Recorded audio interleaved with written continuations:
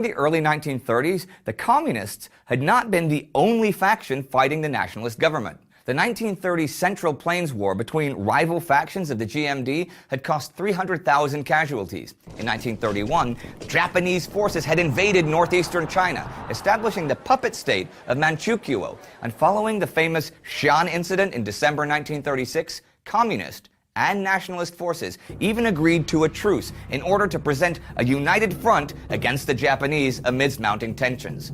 The Second Sino-Japanese War broke out in July 1937, with Japanese troops occupying Beijing, Shanghai, and much of the eastern coastal region by 1940.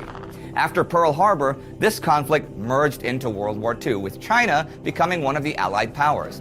Despite nominally being allies, the GMD and the Communists, though, continued to vie for supremacy in the unoccupied parts of China, clashing a number of times. Following Japan's surrender in September 1945, it was only a matter of time before the Civil War flared up again.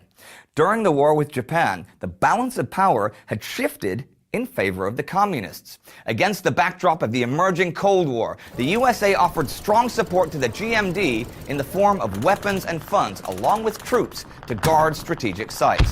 Communists, however, were able to capture huge amounts of military hardware left behind by the Japanese.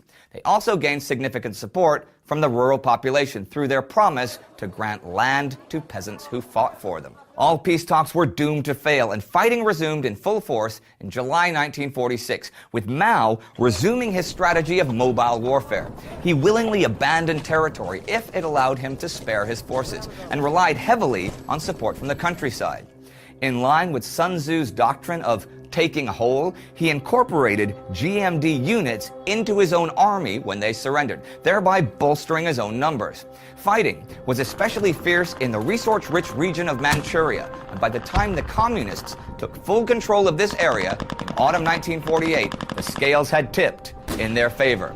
The Pingjin campaign captured the rest of northern China, including Beijing, and the Communists pushed south in early 1949. On April 23rd, the GMD capital Nanjing fell, and with their armies disintegrating, the nationalists fled before the communist approach.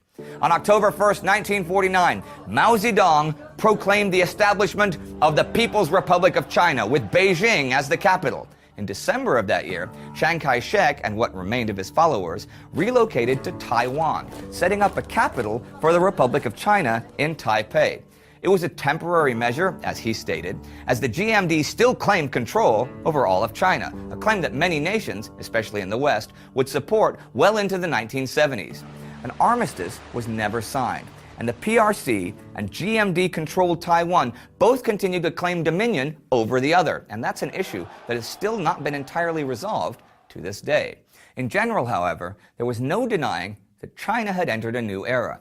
After a century of foreign interference, upheavals, and civil wars, the Middle Kingdom was united once more as a People's Republic.